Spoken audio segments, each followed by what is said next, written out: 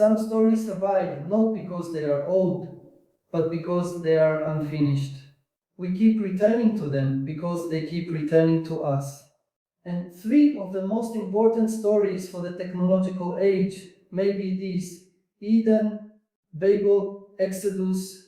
At first glance, they seem to belong to another world, a world of gardens, towers, deserts, and burning bushes.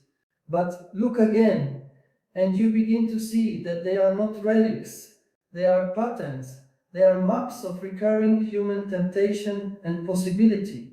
That is why they matter. Now, let's begin in Eden. Eden is often read as a story about innocence lost, but it is also a story about knowledge, desire, boundary, and consequence.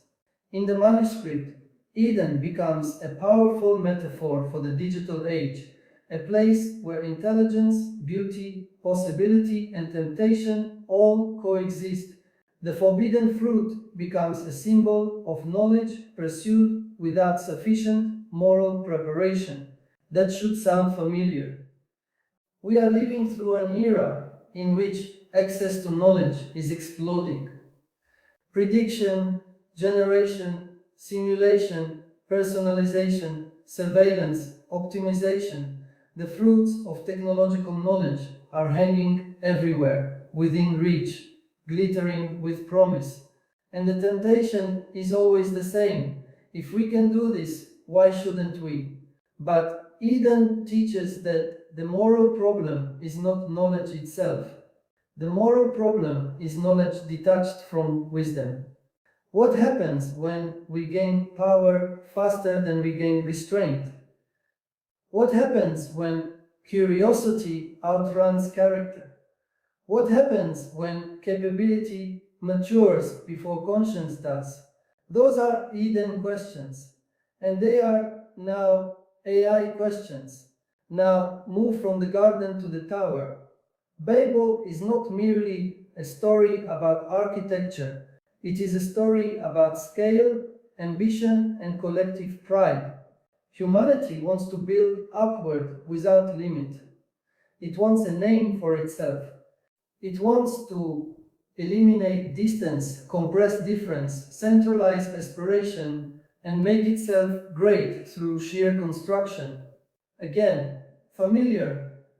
Our age worships scale, scale of platforms, scale of data, scale of networks, scale of influence, scale of computation, scale of empire, disguised as infrastructure.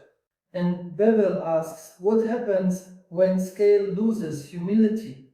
Because scale is intoxicating. It makes institutions feel inevitable. It gives technical systems the aura of destiny.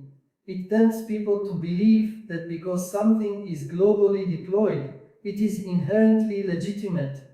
But bigger is not always wiser, faster is not always better, more connected is not always more humane.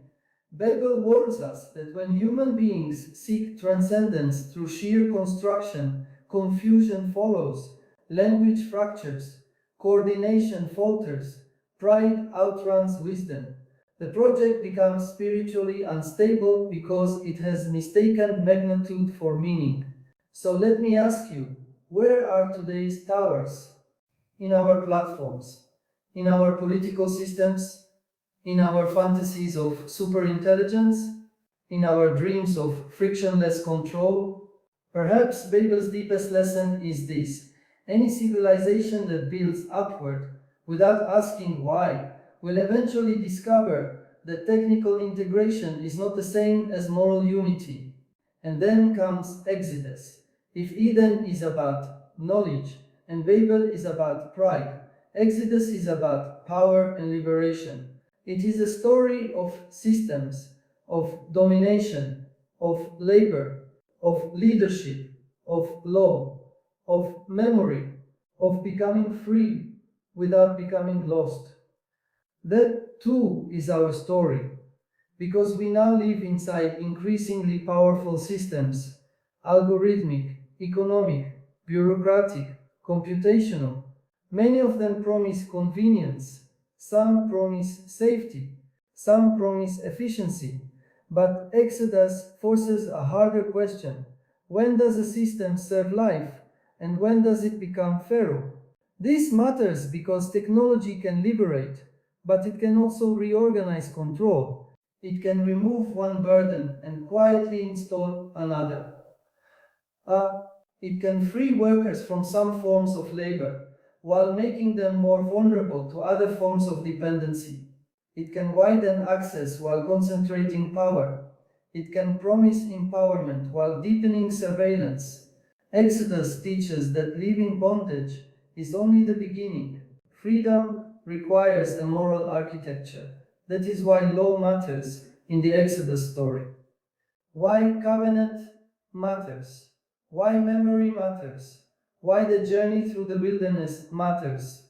Because the people leaving oppression must learn how not to reproduce oppression. And that may be one of the great lessons for the AI age. We are not only trying to build intelligent systems, we are trying to build a society that can remain human in their presence, that requires more than innovation. It requires covenant, shared principles, public limits, a moral vocabulary for what we owe one another, a commitment that the vulnerable will not simply be sacrificed to the logic of progress. Eden teaches restraint, Babel teaches humility, Exodus teaches liberation with responsibility, and together they form a powerful trilogy for our moment. Do not pursue knowledge without wisdom. Do not pursue scale without humility.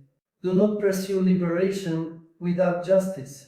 That is not a rejection of the future. It is a way of making the future inhabitable. Because the deepest problem of advanced civilizations is never technology alone. It is forgetting that human beings remain morally unfinished while their tools become historically unprecedented. So perhaps we do not need fewer stories. Perhaps we need to read the old stories more honestly, not as escape, not as nostalgia, but as mirrors. Because we are still in Eden whenever we confuse access with wisdom. We are still in Babel whenever we confuse scale with greatness. We are still in Exodus whenever we ask whether our systems serve freedom or merely rename control. And if we can carry those stories with us, then maybe the AI age will not simply be an age of acceleration. Maybe it can become an age of discernment. And so remember this: Eden warns us about knowledge without wisdom, Babel about scale without humility, and Exodus about freedom without justice. And that may be the moral map our century needs most.